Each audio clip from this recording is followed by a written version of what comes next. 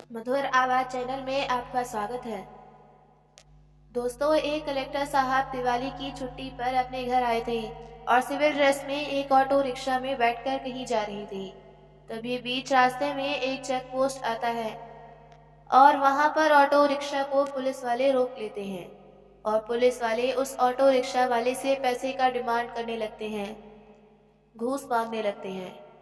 Police वाले कहते हैं कि तुम्हारे गाड़ी का इंश्योरेंस नहीं है, तुम्हारे पास पॉल्यूशन का कागज नहीं है,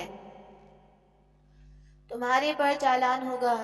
तब ऑटो रिक्शा वाला कहता है कि साहब जी, मुझे माफ कर दीजिए, मुझसे गलती हो गई,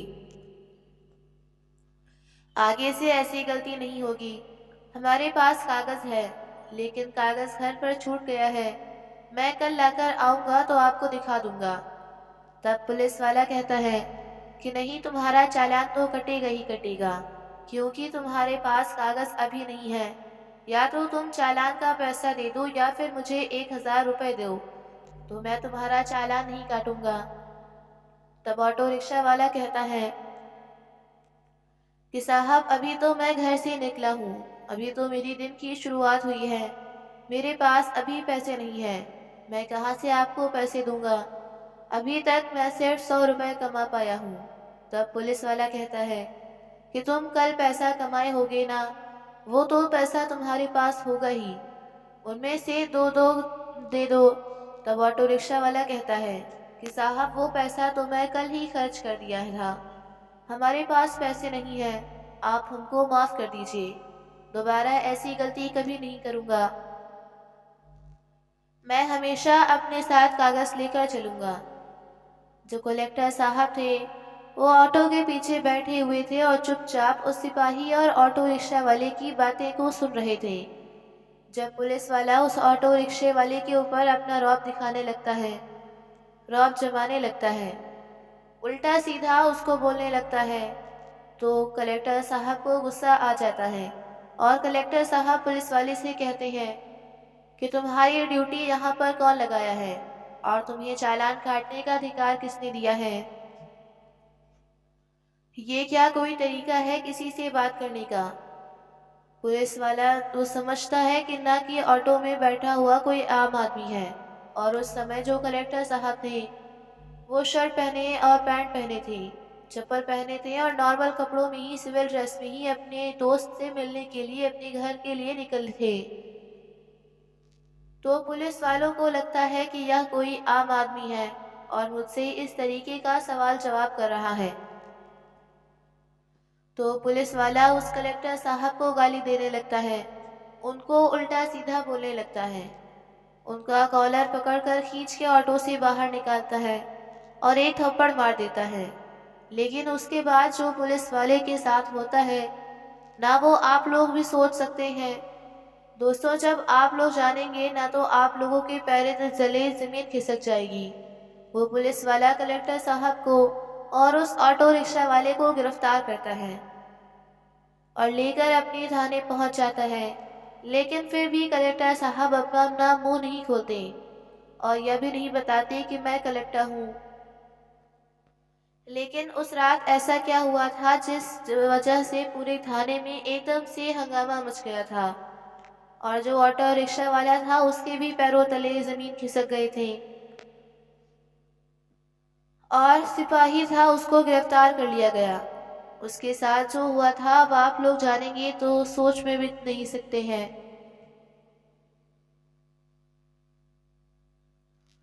ये बहुत ही मज़ेदार घटना है। आइए जानते हैं पूरी घटना की सच्चाई इस वीडियो के माध्यम से। लेकिन दोस्तों, वीडियो में आगे बढ़ने से पहले वही आप लोग छोटा सा रिक्वेस्ट है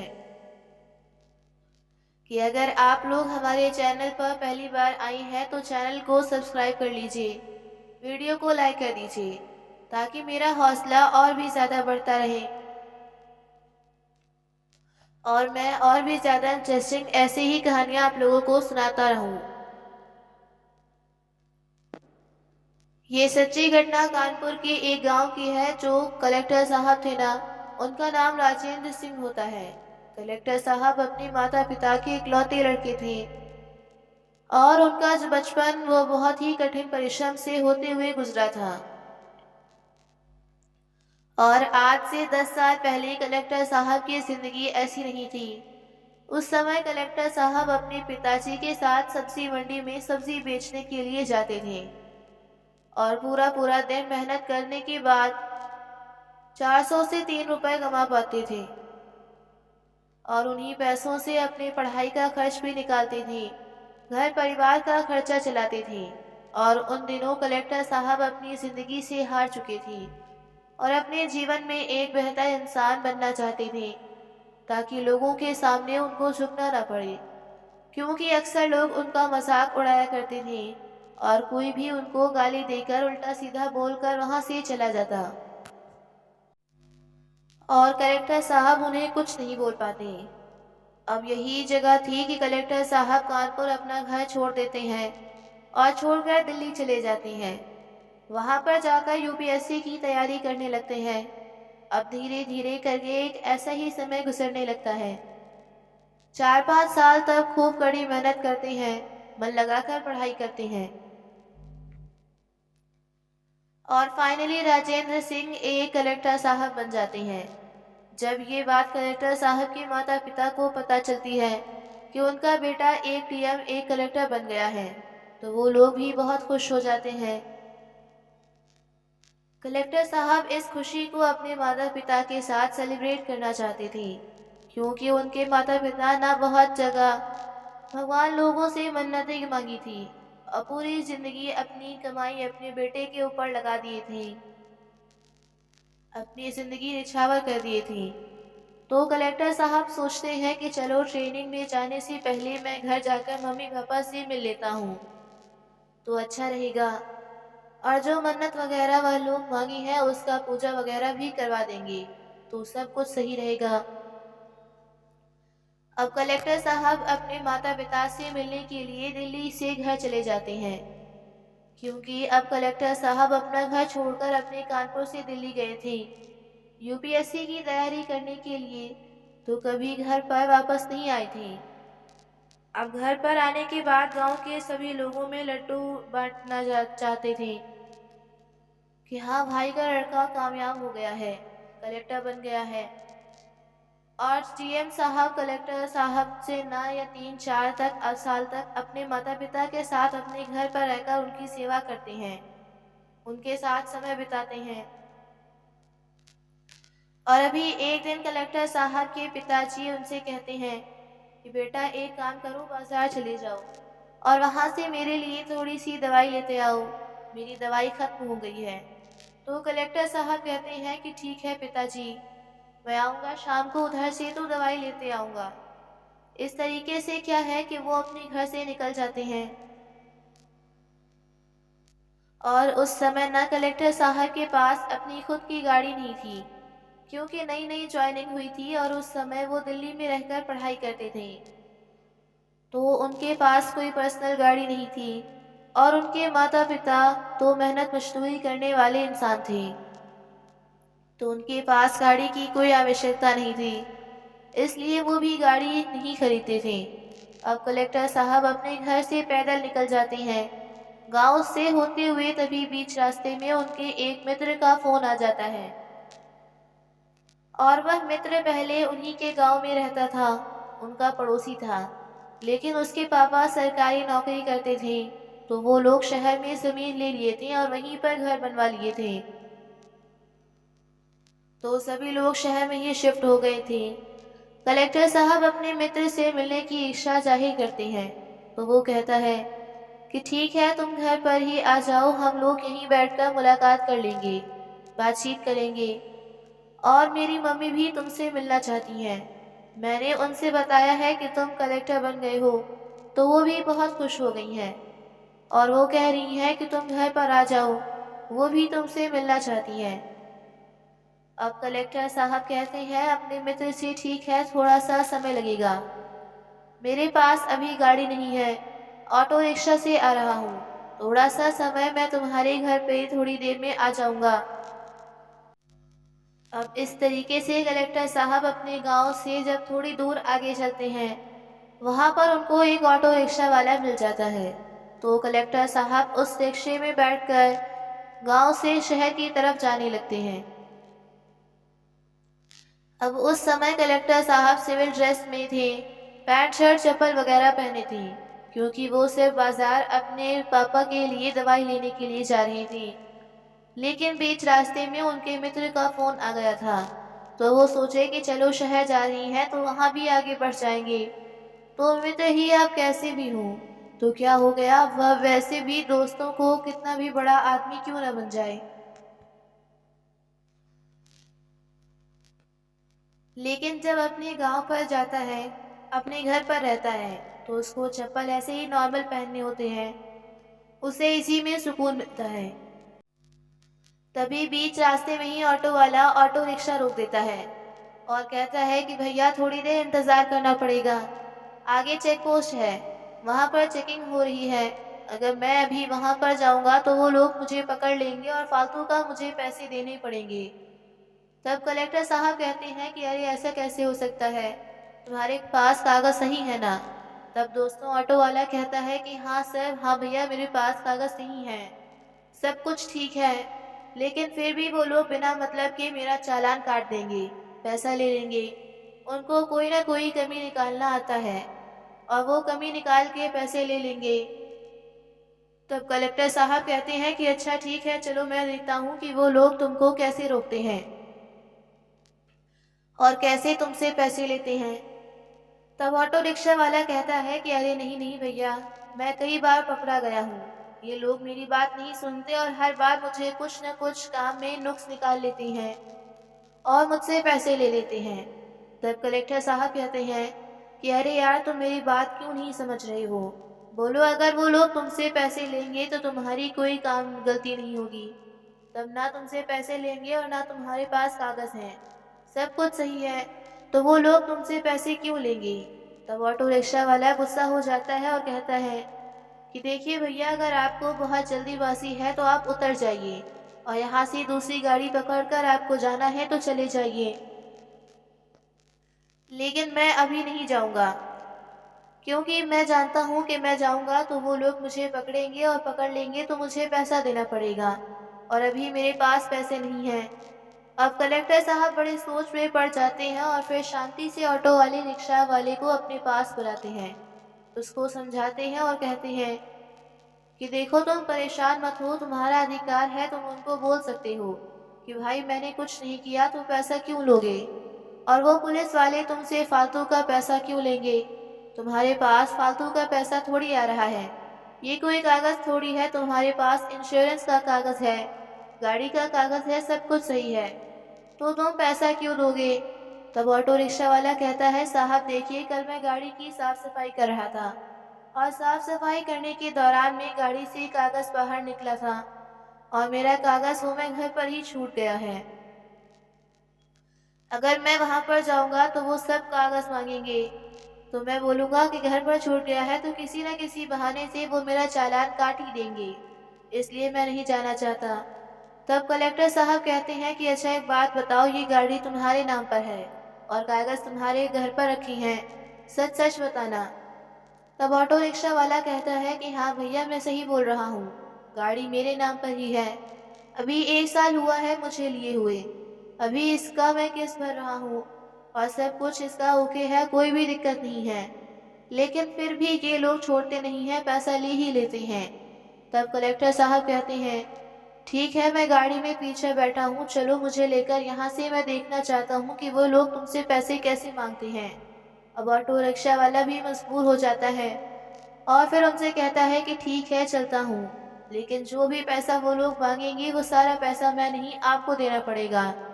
तब कलेक्टर साहब कहते हैं कि ठीक है, चलो मैं ही दे दूंगा।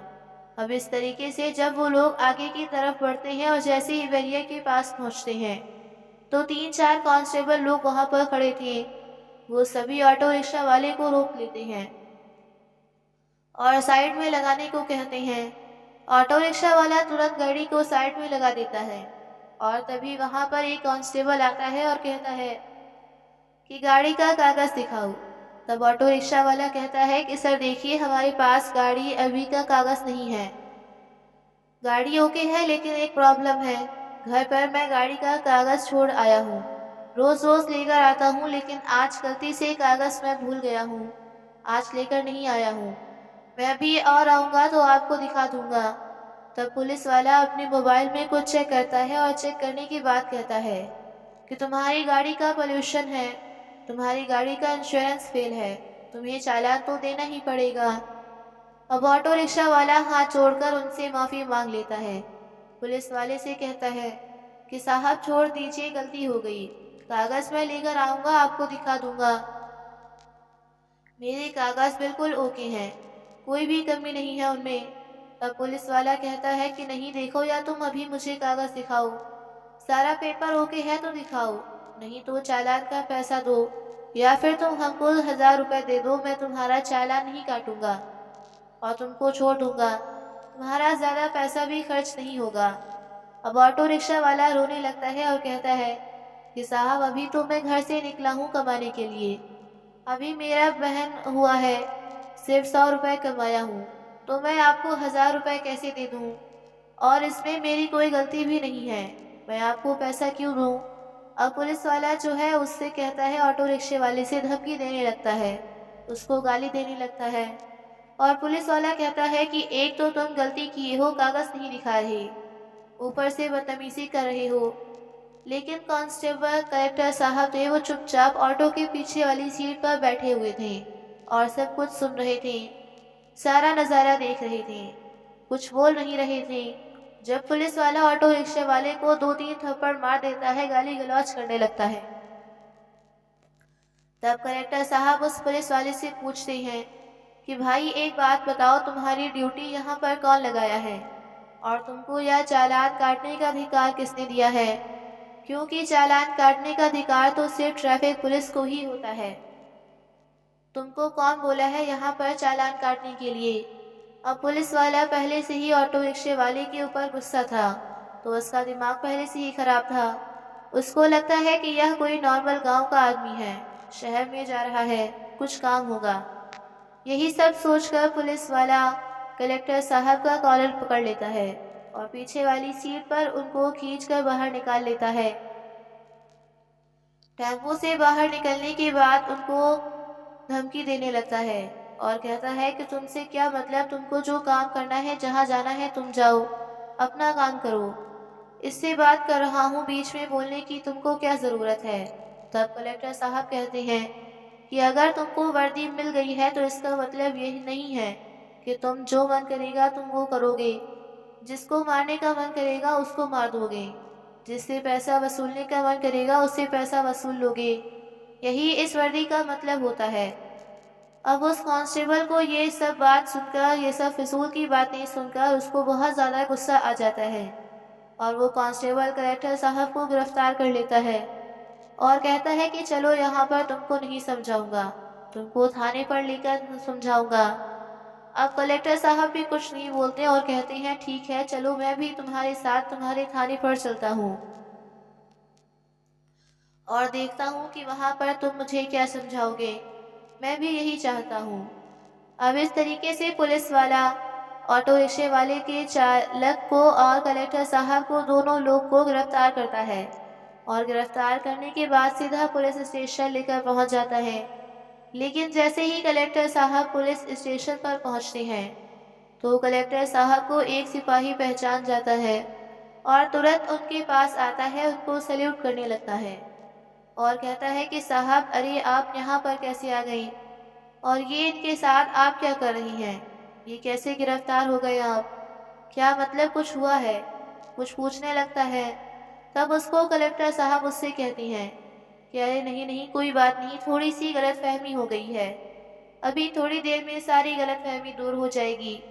अब कलेक्टर सर कांस्टेबल सैल्यूट करके साइड में हो जाता है और वो पुलिस वाला जब यह देखता है कि हमारे ही थाने का कांस्टेबल इस आदमी को सैल्यूट कर रहा है और उसको साहब बोल रहा है और कह रहा है कि साहब आपको गिरफ्तार क्यों किया गया है, तो दोस्तों उसको पैरों के नीचे से ज़मीन खिसक जाती है। उस समय वो कुछ समझ नहीं आ रहा था उसको कि आखिर ऐसा उसके सामने क्या हो रहा है। ऑटो रिक्शा वाला उस समय उसको कुछ भी नहीं समझ आ रहा था कि वहाँ पर चल क्या रहा है। तब कलेक्टर साहब उस थाने में जितने भी सिपाही लोग थे सबको वहां पर जगह पर बुलाता है और सभी लोग को समझाते हैं कि आप लोग अपने शहर में इस तरीके से काम करेंगे तो बताइए यहाँ की जनता पुलिस वालों से क्या उम्मीद रखेगी। और शायद आप लोग जैसे पुलिस वालों के कारण ही पुलिस वालों की पूरी टीम बदनाम होती है। इस रिक्शे वाले की कोई गलती नहीं थी, लेकिन फिर भी आप इससे 1000 रुपए मांग रहे थे। अगर यह पूरा दिन मेहनत करेगा तब जाकर 1000 रुपए कमा पाएगा या नहीं भी कमा पाएगा, यह वह भी उसको नहीं पता है। लेकिन आप बिना कुछ चुटकी लिए आप उसे 1000 रुपए निकलवा लेते हैं, अपने पॉकेट में रख लेंगे। आपको ड्यूटी करने के दौरान यही सब सिखाया गया है। कलेक्टर साहब उस सिपाही से कहते हैं कि अगर मैं इस ऑटो रिक्शा वाले के साथ नहीं बैठा होता, अगर मैं इस पोस्ट पर नौकरी नहीं करता, मुझे ये सारी चीजों का पता ही ना होता, आप लोग मुझे इसके साथ साथ फंसाकर और मुझे भी जेल के अंदर डाल देते तो मेरी भी जिंदगी बर्बाद होती और ना जाने आप लोग कितने लोगों के साथ ये सारी हरकत किए होंगे। वहां पर ना बहुत ज्यादा हंगामा खड़ा हो जाता है और बहुत सारी इंक्वायरी वहां पर बैठ जाती है, बहुत सारी कार्रवाई होती है और फिलहाल वहां पर 1-2 दिन तक सभी स्टाफ के लोग परेशान रहते हैं और सभी लोगों के बीच में दहशत का माहौल छा जाता है। लेकिन धीरे धीरे करके कार्रवाई आगे बढ़ती है और बाद में निष्कर्ष ये निकलता है कि जो पुलिस वाला था कलेक्टर साहब के साथ बदतमीजी किया था उसको नौकरी से निकाल दिया गया है, निलंबित कर दिया गया था और उसके किए गए सजा को उसकी सजा मिलनी चाहिए। अब पुलिस वाला अपने घर पर बैठकर अपने पड़ोसियों से, अपने दोस्तों से, मित्रों से, अपने रिश्तेदारों से रिश्वत उससे लेगा और अपना जिंदगी में पैसा कमाएगा, जिंदगी गुजारेगा। ऐसा लोगों के साथ अक्सर ही होना चाहिए, तभी ठीक होगा।